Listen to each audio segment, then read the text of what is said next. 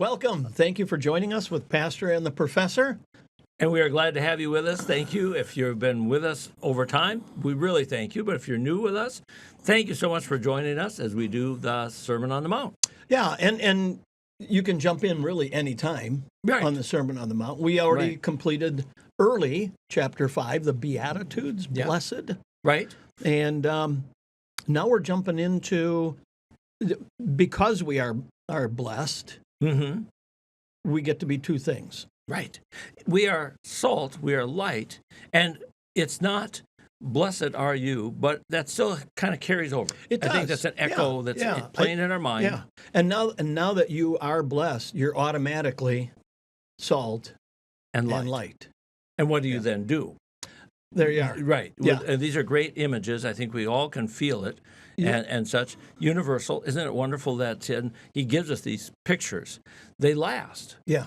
And they've gone before, but certainly salt and light are going to stay with us, and a picture of us. We kind of moved from the early Beatitudes in a justification way, right? And then we moved to the sanctification, right? So you're meek, humble. Hunger for righteousness. Hungering for righteousness. Well, now, by the way, you're going to get persecuted. Well, there was but you're going to rejoice. And we went through that. Yep.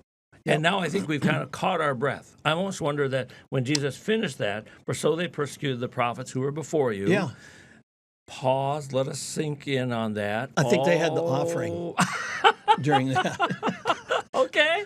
Soft organ music in the back. The last thing we're going to forget is the offering. Well, other things could fall to the wayside. That's right. You can't have a Lutheran service unless you have an offering and two announcements. Right. Then it's official. Then it's really. So those are the marks of worship. Right. And then there's still coffee in the back, maybe from an avocado green coffee maker. Those are the ones I really love. As it says. With one leg that's cracked. Exactly, and then that little faucet or little thing kind of leaks in itself. So there's always something underneath it. You got one of the old AAL napkins that are still in the closet. Still around, exactly. Oh yeah. Well, we've been at a church or two in our lives. We have. We have seen a one or two. Yeah. Yep. And if somebody says that doesn't happen, I could take you to the church right now. We have pictures. Where that avocado green thing is still working today. We have pictures. And don't you dare replace it. No. Because the current user, their grandmother gave this. It was. Until it goes up in a cloud of smoke. Right. And then the stewardship committee is going to say, well, it worked. That was a waste of money buying a new one. Exactly. And let's keep the old one, even though it's dead, because, by golly, it did such a good job. It did. It deserves to stay with us. It may not heat. We're going to pour the coffee that we heat in there. We've been at a few churches. I love the church. I do. Church people. You just got to love church people. I do, just take it with a grain of salt. Yeah. And that's how you manage church people. It is. And realizing we're just as odd as anyone we've ever met. They tell pastor stories.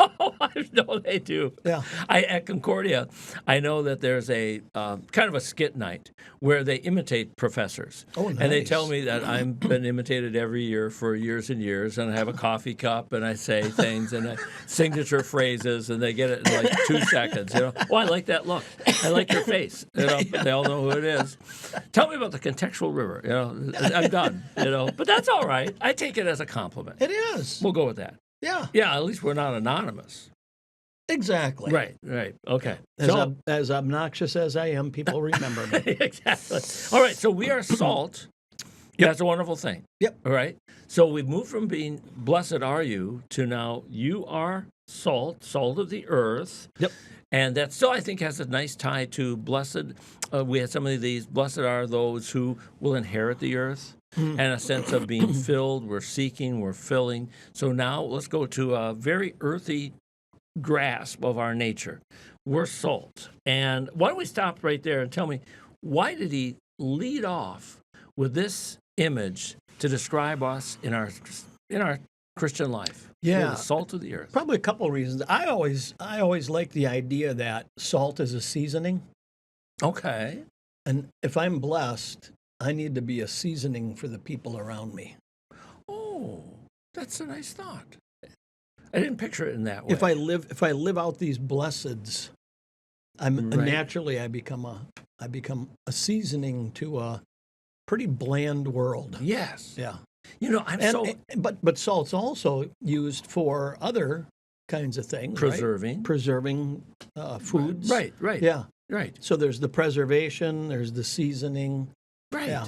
In our world, salt restricted, salt-free diet. Your numbers are not where they should be. You ever try salt-free potato chips? No. Don't. Why don't you just give me a potato and have me gnaw on it? Yes, that's it. the same thing. Yeah. Well, but here there isn't that restriction. Right. There's no, but don't have too much. I would liken it to the salt shaker we had on the farm, and it was about coffee cup size. So if you're looking at about that without a handle, and metal cover, it had to have 47 holes in the top. And they weren't real tiny. Oh, no. I mean, it's like a Morton salt container with holes on it. And when you salted with that thing, you were getting it. But that was back in the 50s and 60s. Salt her up, Yeah, And of course. So I think here, if we're the salt of the earth, it's not a tiny little, and that's all that the world could take a fair amount of salt. And without damage. It needs it. Right. Now, when you said what you said, that you took me down a new place because I was playing with the old idea, salt of the earth. There you go. That person is salt of the earth. And I was thinking of that as like, my mother had a phrase, common as a mud shoe. And I've never heard anybody else use Common that. as a mud shoe. So the shoes that you wear on the farm or outside in the mud, right? You leave them outside. Yep. Don't you dare come walking in with those things. That was her phrase. And let's just use it as maybe a companion to salt of the earth. Salt of the earth. And that's a good thing. It is. When you say it that way, he is salt of the earth. Yeah. Yes. So how are we to be that salt of the earth kind of person? And when you talk about the salt of the earth people, you're drawn to those. Yeah. Right? So it's not that's the salt of the earth. It's salt of the earth. It's like, oh man, this guy's just basically a good person. Exactly. A person you want to be around. And if you're in trouble, who do you want pulling up behind you or pulling in and saying, hey, you need some help? I want the guy who is salt of the earth. It looks like he's got hands that have done something. Yeah. Overalls or jeans or something. It looks like done something. That's the person. The woman who, if you're struggling with doing something, or just even worried about the family, I want a woman who is salt of the earth, has seen those troubles, and says, it's all right. I've been there. Yeah. And doesn't have to be a ton of words. No. They tend to have that presence evangelism, right? I'm there for you. How many times in our pastoral ministry, we'll go out to the hospital in the middle of the night or whatever, and years later you'll have someone say, I was so happy that you were there. Yeah. They never ever said, and you know what you said to me? No. I don't, and maybe I've heard that once or twice, but most of the time it's thank you for being there. You were there. You were there. Yep. And part of the art is to know then, okay, you go, that's easy. How long do you stay? I think we kind of guessed that one. We hope we got it right and not over, but it's coming. Oh, you came. Or even today, if we don't make it quite as many home visits, but you called. Yeah. And you called again. And you remembered. Say, didn't you have the chemo treatment on Friday? And how's it going now? I know that the side effects come in. Just the fact you remember that Friday was the chemo, and now you're calling on Tuesday. Boy, that works for people. It does. You're the salt of the earth. Yeah, salt of the earth because you cared about me. It's very basic. Well, if it's a good thing, then now we have an odd opposite. But if, and that's our second half, it's salt has lost its taste, how shall saltiness be restored? It's not good for anything except to be thrown out, trampled under the feet.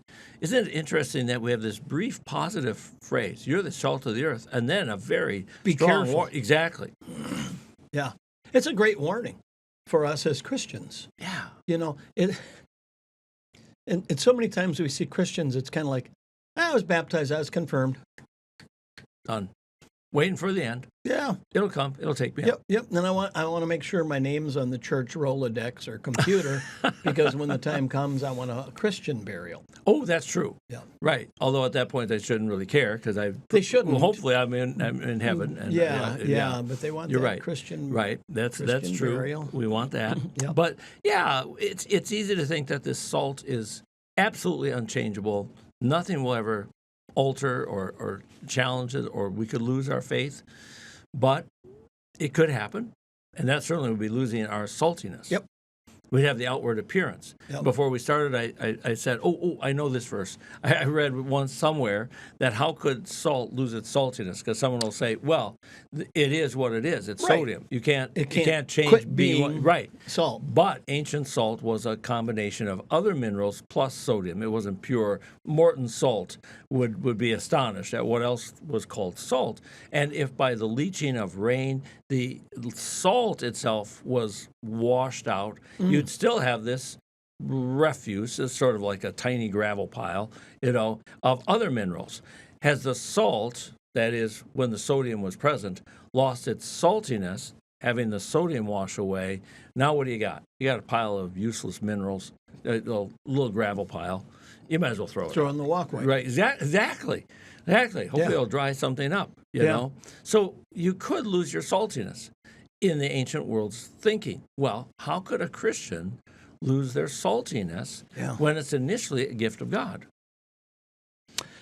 I'm asking you. It is right. It is a gift of God, which is the justification. We talked about this too. The sanctification is my engagement in word, sacrament, living out, a prayerful life.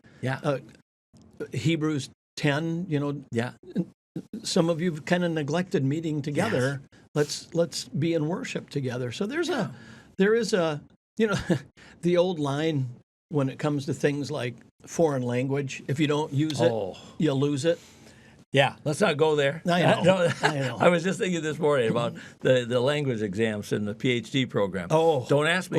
There are 5. German? Don't ask. Well, yeah, Latin, French, Greek, and Hebrew. There's Tell me why. separate. I'm going to get off the subject. Why? Why French? I don't know, but somehow, in the esteemed assumption of the grad school, 5 languages was better than 4. Although I thought 4 was a beautiful number already. Aren't you happy they didn't say 6 is better than 5? I know. And I actually pitched them, how about Finn? Because I wouldn't mind really learning Finn, but they said, no, it has to be French. What do I know? I used just enough French in my dissertation to qualify that, yes, I passed the exam, and I used it, and I found the simplest French commentaries and plugged them in and said, all right, we got it. Okay? So I did it, but... Cooperate and graduate. Oh, man, exactly. I got it in there. And so the others... The German and Latin, that's not too bad. That's okay. I'm not saying I'm good at it, but they're if not you're so in hard. the Lutheran circles, You've heard enough. German is pretty easy. kind of hanging around there. there. Yeah, throw it out there. And Latin, not tough. Edenschlager. Yeah, right, exactly. How about the French? I was taking the French exam, and we both know our dear friend Tim Maschke. Yeah. And Tim walked by me, and I'm slaving away on this thing. And he says something in French. I don't know. Parlez-vous français? Yeah, exactly, whatever. And I said to Tim, hey, give me a dictionary in 10 minutes, I'll get back to you. That was about the level I was at. So anyway, so we could lose our language abilities, or at least they go way dormant. Yep. Could we lose some of our, and I'm going to use a little Revelation imagery, our heat, our fervor, and become sadly lukewarm? And what does Jesus say? He'd just as soon do. Spit you out of my mouth. Yeah, because you're not even cold. Yeah. You have no sensation. No. If you're cold, I can work with you. Right. If you're hot, I can work with you. And you're there. Lukewarm is kind of like apathetic. Exactly. Yeah. I know the whole Jesus story. I know. And you and I have visited people who they say, yes, right, but there's no change. Yeah. Well, Revelation also says you lost your first love. Yeah, beautiful. Right? Exactly. Yeah. And now, again, it would be that hot or cold, but you've settled in a middle ground where there's no love, but there's also no movement. You're just there. I was talking to a businessman, a salesman, and we were talking about people who had been active in the church and they kind of have stepped away. Right. How do you retrieve those? And the comment was, it's easier for me as a salesman to connect with someone who's never been connected with our company than reconnect someone who was. I can believe that. Isn't that interesting? Because there must have been something that happened. Exactly. And that's the barrier. Yep. Yes. Yeah. Yeah. Well, you and I have visited many people who have a story to tell us Yeah. about why they don't come to church. Yep. And that story happened years ago, long before us. Yep. You and I can't naysay it. We'll just, okay. But now what? Yeah. Now what? Can we move beyond that? Can we, I know that might be part of your story, but what about today? One of my jobs on vicarage Okay. was to visit people who had been absent from church. That's a good job to give the Why vicar. did they give that to the vicar? That and youth group were and evangelism. Which shouted things the pastor doesn't want to do. Exactly. So I had one guy who was in his 30s. He hadn't been to church since he was confirmed. So this is 20 years. Okay. It's a stretch. Still living with his mom. Okay. Yeah. Didn't see that coming. What happened was, it was right after confirmation. They had a church picnic, and he went up for ice cream, and he got a scoop, and he said to the man, the elder that was scooping this, "Can I have another scoop?" And the elder said, "Well, you are a hoarding pig. Oh, my heavens. Other people want to eat the ice cream too." He said, "I've never been back." Well, given that line, And I told him, "I don't blame you. that's incredible. That guy's dead. Oh, my gosh. And Come we back. haven't used that line. Come back." Yeah, we haven't used that line in the last 25 years or 20 years. Exactly. Oh, heavenly days. Yeah. Yeah. And that's where, as a pastor, you want to say, I didn't tell him to say that. I just want you to know there are things that Right. are said in church that you and I did not come up with. Don't pin it on me. I'm the vicar. No, exactly. A vicar. Oh, yeah, yeah. Well, that's quite a chore to be given. I got to visit the youth group over and over, but we had 80 kids in the youth group, so that was great. Kept you busy. I got to I went on 3 rounds of visits to the youth group members and their families. It was fun. So I got to know them, and You had some ice cream. well, I'm sure I did, and had the basic same message for the first 80. And here's the first time you do it, you're not very good. You do the same thing 80 times, but You're 80 okay. times you polish that thing up. Boy, you You're always want to okay. go back and do a redo on the first one. Say, "I'm sorry, it really wasn't very good." Let me give you the polished version. Yeah. So anyway, well, we can lose our saltiness. Yeah. Or it can be lost, at least in our minds, by the actions of others. And somebody told me this, I'm through. Yep. And I understand the anger that people have, the disappointment, and such. When I was on vicarage, you just prompted a memory. I was visiting a woman who hadn't been in church for a long time, and she said just very bluntly, maybe it's easy because I'm a vicar, I'm going to be packing up and Sure. leaving. I don't need to go to some place that'll tell me that I'm no good when the people around are no better than I am. Ooh. Well, okay. Now, there's a story behind that. Well, you there don't has just to pull be. that out of thin No, air. No, something happened. And I don't think I did a very good job of getting to the story. I think foolishly, in our early days, we try to correct the inerrancy or say that couldn't have happened or, it happened. I'm sure it did. But what's the story? Whereby she felt they were saying, "You're no good." She says, "I'm no worse than you are." Right. Yeah. And she's right. Exactly. And I'm glad but if you are wrong, bad, you failed, come to church. Yeah. And we'll tell you there's a gracious God who has forgiven you. Yeah. And oddly enough, forgiven the person that you're looking at over there who's no better than you. But you know what? He has the power to forgive. Yeah. What a wonderful thing. Yeah. He is a God who forgives. Strengthens our faith. Exactly. And then the rejoicing of when somebody does come. Because we don't have the other side of this. You are the salt of the earth. Go down. But if it's lost, what good is it?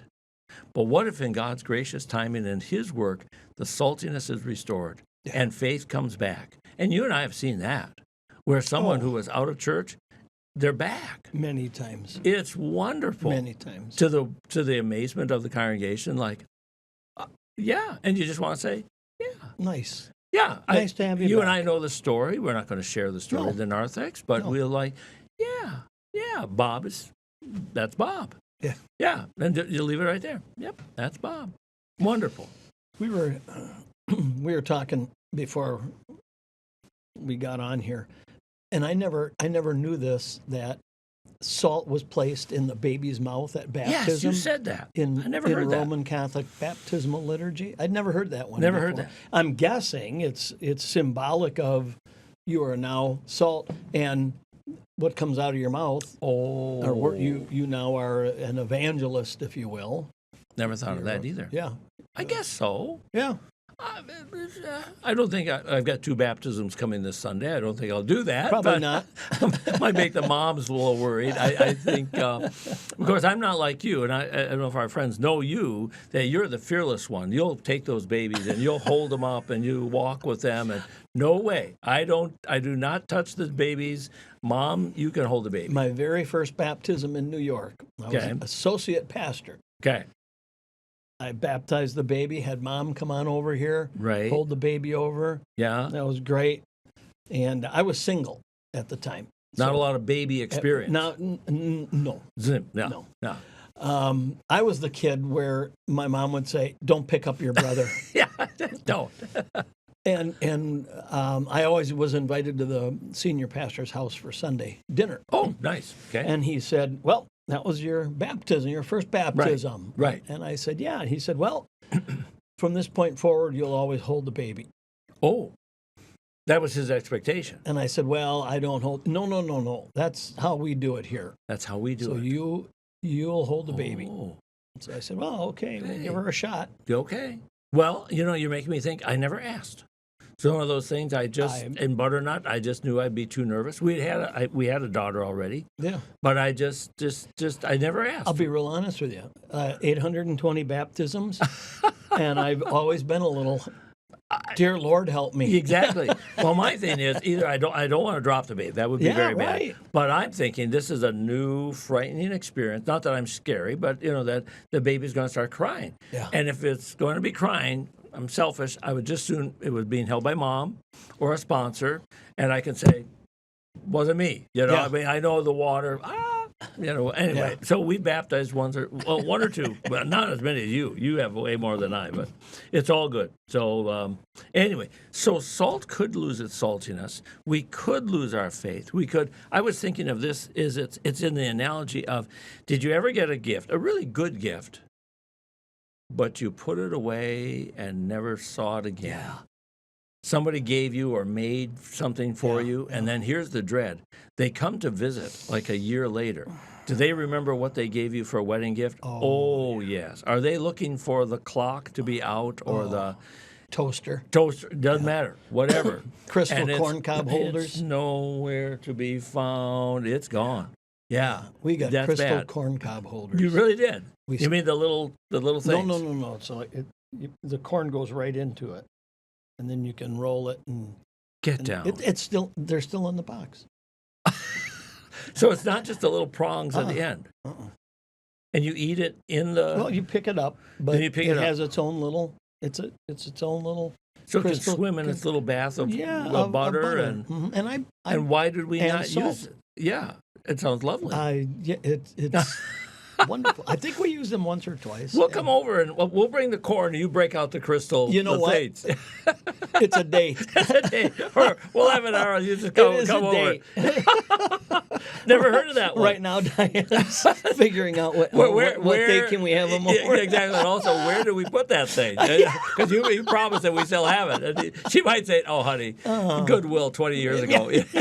Things you don't need to know, worry about. Okay. Well, that's good, but it could be revived. So let's say that the crystal corn cob holder, a phrase I've never used in my life, has long gone to its separate heaven of Goodwill or wherever.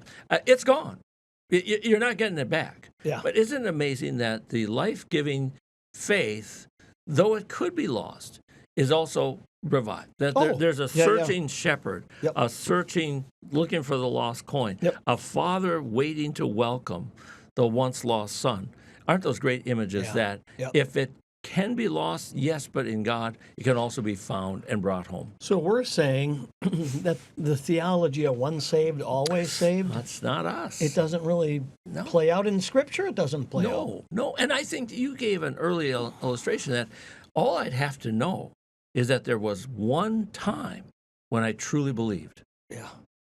And then you're done. Yeah. I mean, yeah. selfishly, you could say, well, I've got God on the hook then for saving me. And what happens later? But I had that one time. I asked someone once, what happens if someone believed and they were active in the faith Okay. and so forth. And then later, something happened. Yeah. Whatever. Right. And that I don't need that Jesus stuff anymore. I don't believe in it. And the comment that I got was, well, that's indicative. It's proof that they never really did believe. Oh, I didn't think of that. Yeah. Yeah. So those decades of rebellion could erode at least your confidence, and maybe others, that, oh, I don't think at 13 you really didn't believe. Yeah. Oh. Yeah. But didn't Paul talk about, be careful of this guy, he's forsaken the faith? Yes. Was it? That wasn't Demas, was it? No, I don't recall. No. But yeah, but it I've was, delivered them watch over. out. Yeah. Oh, yeah. I've delivered yeah. him over. Yeah. Right. Yeah. He's done. Right. Exactly. I mean, it's one of those. And he didn't say, well, they never had the faith in the first place. No, he's made shipwreck. Yeah. I think is the Yes. phrase. Made Yeah, shipwreck of the that's it. faith. That's Yes. it. And such. But isn't it still remarkable, even though made shipwreck of the faith, God would like to pluck this guy up like Jonah out of the depths Yeah. and give him resuscitation and Yep. new life, Yep. if he will but, Yeah. have that. And again, we go back to people we've known, and I'm sure our listeners know, or they live in hope of knowing, that one who has now resisted might still come back. You know that old Proverbs verse, train up a child in the way that he should go. Yeah. And when he is old, he will not depart. Yep. He'll live in that. And I've talked to parents, or even kids whose elderly parents have passed away, and it's like, they hadn't gone to church, and we're going to put our hope in the God who proclaimed His message to them, and they were Yeah, going to yeah, church. Yeah. And I'm not the judge. No. I just know that the word is powerful. And you and I as pastors, and we're just inviting people into our world, and it's a wonderful world. Yeah. We have visited people at the near or end of life. Yep. And the previous 10, 20, 30 years of their life, someone would say, I don't think so. There's no evidence of faith. Yeah. But when they know the end is near, you and I have heard some wonderful expressions of faith, and we've done the funeral. Yep. And we can Yeah. say it, that we have heard the wonderful confession of faith. And somebody might say, I don't think so. We were there. We were there. And I believe it. I'm Yeah. thinking of a gentleman from Butternut right now, and it is absolutely true. Yeah. At the end, knowing full well he's coming to the end, confessed his faith in a very positive way. Yeah. When we had a very positive, and take this the right way, a rejoicing funeral, because Yes. it was. yeah. We don't do funerals for those we know have no faith. Right. So this was Right. good. Yeah. So the salt can gain its saltiness by the gift of God and His searching for the lost ones. They're not just simply thrown out. No. So there's our salt. So do you want to tell us what's coming next? Because if we're salt, now we've got another image coming. Light. Light. I actually would have expected this first. It's a little simpler, but I don't know. What do I know? No, you're right. It is simpler. The whole salt thing and losing its saltiness makes me have to think.